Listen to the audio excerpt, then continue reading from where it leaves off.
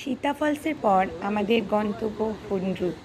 যদিও আমরা এটাকে হুড্রু বলি, কিন্তু ওখানকার ভাষায় এটা দেখলাম হুন্ডরু লেখা। এটা সবথেকে বেশি সিঁড়ি নামতে এবং উঠতে হয়। ৭৪৫টা সিঁড়ি নিচে নামতে হয়, আবার ৭৪৫টা সিঁড়ি ওপরে উঠতে হয়। আমরা যখন হুন্ডরুতে পৌঁছালাম তখন অলমোস্ট দুপুরবেলা, মানে দুপুর প্রায় গড়িয়ে যাচ্ছে, ২টো ২.৫-তে। আমরা ওপরে খাবারের অর্ডার দিয়ে আস্তে আস্তে নিচে নামলাম, যাতে ওপরে এসেই আমরা লাঞ্চ করতে পারি। দেখতে পাচ্ছেন যতগুলো জলপ্রপাত রয়েছে তার মধ্যে সবথেকে বেশি ফোর্স এটাতে আপাতত। এরপরে আরও কি দেখব সেগুলো আমরা জানি না, কিন্তু অসম্ভব ভালো লাগছিল।